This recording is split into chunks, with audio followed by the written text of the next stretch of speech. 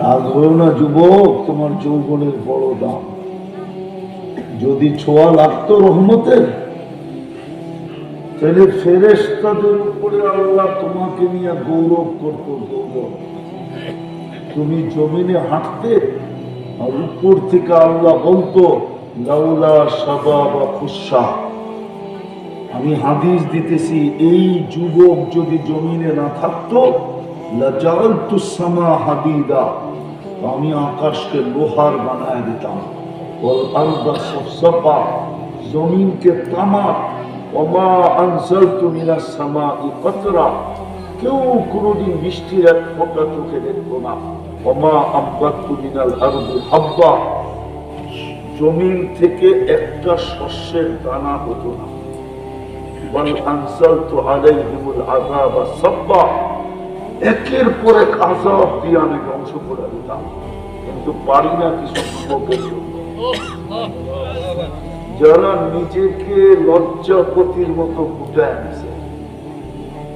কসম খোদা, এই জন্যই তোমাদের পায়ে হাত দিয়ে বুঝে, রহমতের ছোঁয়া যদি লাগতো তাহলে তোমার চুলের স্টাইল এরকম হতো না, তোমাদের চাল চলন এরকম হতো না।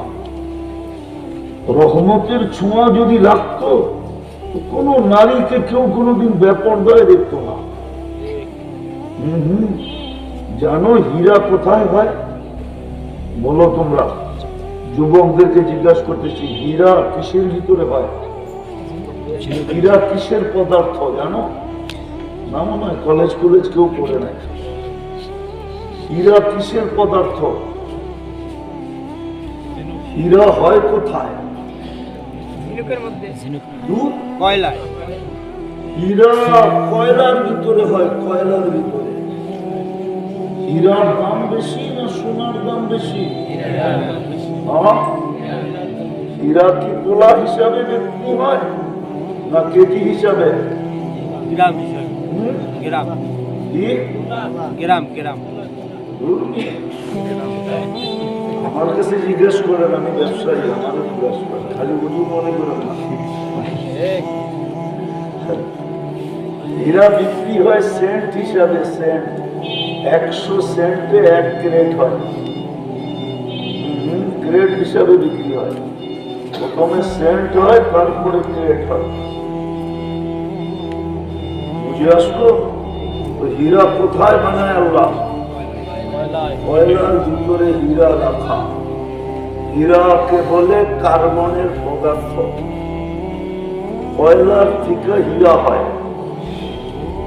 কয়লা দিলে ময়লা যায়, কার্বন। কয়লা হলো ইংলিশে কার্বন। কয়লার কেজি কত বলেন না? বলেন না। আরে না, 60-70 টাকা। এইখানে ইটের বাটা বুটা নাই।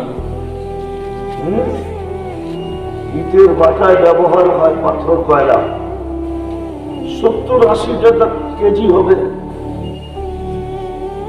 আর হীরার কেজি, দুনিয়াতে 1 কেজি ওজনের হীরা নাই। একটা আছে যেটা কোহিনূর, ওটাও 1 কেজি না। যেটা ভারতবর্ষের ছিল, ইংল্যান্ড নিয়ে গেছে। ওটাই দেখেই মুসলমান রাজা বলছিল কোহিনূর, আলোর পাহাড়। ওটাও 1 কেজি না। তো হীরা আল্লাহ ঢুকায় রাখছেন কোথায়? কালোর ভিতরে কালো। মা বলল হীরা ছিল, হীরা। রহমতের ছোঁয়া যদি লাগতো তাহলে রাস্তাঘাটে কেউ চলতে দেখতো না। ও বোরকার ভিতরে থাকতো, কালোর ভিতরে থাকতো, তাইলে দাম থাকতো। দাম আজকে তো দাম নাই, কি নাই? দাম যদি থাকতো তাহলে যৌতুক দিয়ে কেন মেয়ে বিয়ে দিতে হয়?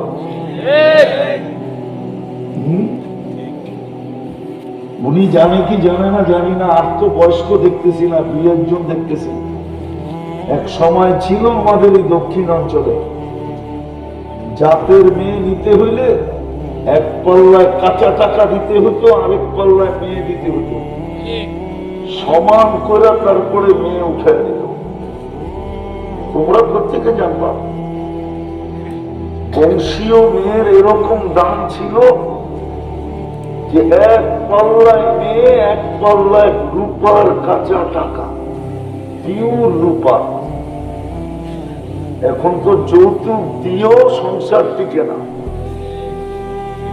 হিন্দু পত্রিকা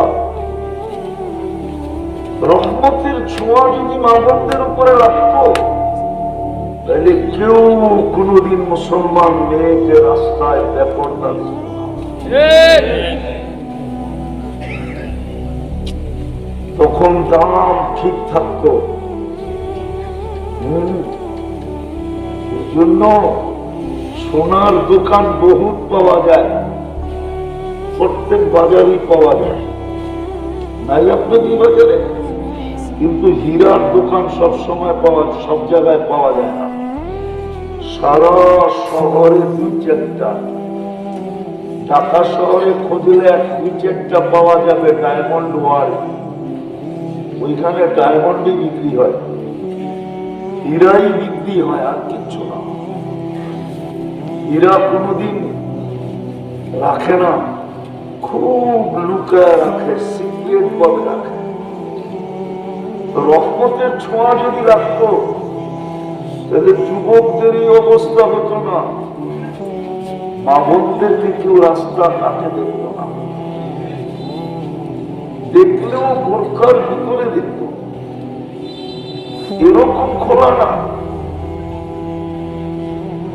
যার কারণে তো আজকে যৌতুক দিয়েও বিয়ে দেওয়া যায় না, আবার যৌতুক দেওয়া